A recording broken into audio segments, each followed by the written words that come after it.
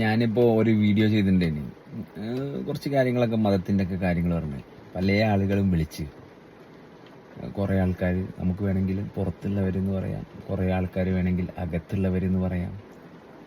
പക്ഷേ ഈ രണ്ട് കൂട്ടരോടും, അല്ലെങ്കിൽ ഈ അവനവൻ അകത്താണ് പുറത്താണ് എന്ന് വിചാരിക്കുന്ന എല്ലാവരോടും പറയാൻ ഒറ്റ കാര്യമുള്ളൂ.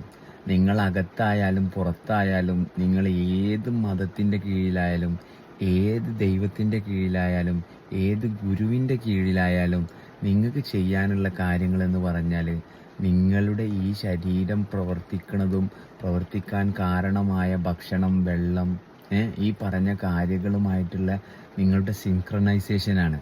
അപ്പോൾ അത് നിങ്ങൾ പ്രോപ്പറായിട്ട് ചവച്ചരച്ചാണ് കഴിക്കണതെങ്കിൽ നിങ്ങൾക്ക് അത് ഉപയോഗിക്കണ ആ അവസ്ഥയിലുള്ള ആ വ്യക്തത അല്ലെങ്കിൽ ആ തെളിച്ചം നിങ്ങളുടെ കൂടെയുള്ളവരുമായിട്ട് നിങ്ങൾക്ക് സഹകരിക്കാനും സാധിക്കും. അല്ലാതെ അകത്താണ് പുറത്താണ് എന്നുള്ള ഒരു സങ്കല്പം, അകത്തുള്ളവർക്ക് അകത്താണ് എന്നുള്ളൊരു തോന്നൽ, പുറത്തുള്ളവർക്ക് പുറത്താണ് എന്നുള്ളൊരു തോന്നൽ, ഈ രണ്ട് തോന്നലിലും യാഥാർത്ഥ്യമായിട്ട് നമ്മൾ ചെയ്യേണ്ട കുറച്ച് കാര്യങ്ങളുണ്ട്.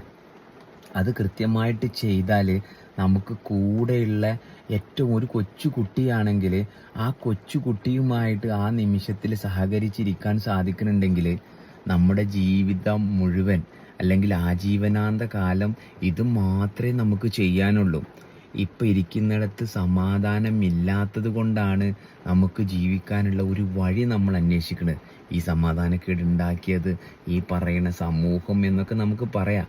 പക്ഷെ അതെല്ലാം ഈ സമൂഹത്തിൻ്റെ ഒരു ഭാഗമായിട്ട് നമ്മൾ മാറിയത് കൊണ്ടാണ്. അപ്പം നമ്മളിപ്പോൾ ഇരിക്കുന്നിടത്ത് നമുക്ക് കറക്റ്റായിട്ട് ഇരിക്കാൻ സാധിക്കാത്ത കാര്യങ്ങൾ എന്തൊക്കെയാണ്? അത് കൃത്യമായിട്ട് പരിശോധിച്ച് കഴിഞ്ഞാൽ നമ്മൾ ചെയ്തുകൊണ്ടിരിക്കുന്ന അവസ്ഥയിൽ നമുക്ക് ശ്രദ്ധിക്കാൻ പറ്റും. അപ്പോൾ നമ്മുടെ ജീവിതം അല്ലെങ്കിൽ ജീവൻ നിലനിർത്തുന്ന ഈ ശരീരത്തിൻ്റെ പ്രക്രിയയുമായിട്ട് നമുക്ക് ബന്ധമുണ്ടെങ്കിൽ അത് തന്നെയാണ് ഈ ജീവിതം എന്ന് പറയുന്നത്. അല്ലാതെ ആരെങ്കിലും പറയുന്ന കഥകൾ കേട്ടിട്ട് നമ്മൾ ജീവിച്ചിരിക്കുന്ന അവസ്ഥയിൽ എന്ത് കാര്യത്തിനാണ് പ്രശ്നം ഉണ്ടാക്കുന്നത്? അപ്പോൾ അകവും പുറവും എന്നുള്ള തോന്നൽ മാറ്റിയിട്ട് ഈ അകത്തിൻ്റെയും പുറത്തിൻ്റെയും ഇടയിലുള്ള ആ വ്യക്തിയെ കാണുക, അല്ലെങ്കിൽ ആ എക്സിസ്റ്റൻസിനെ അറിയുക. ഇത്രയേ ഉള്ളൂ ചെയ്യാൻ. ഓക്കെ.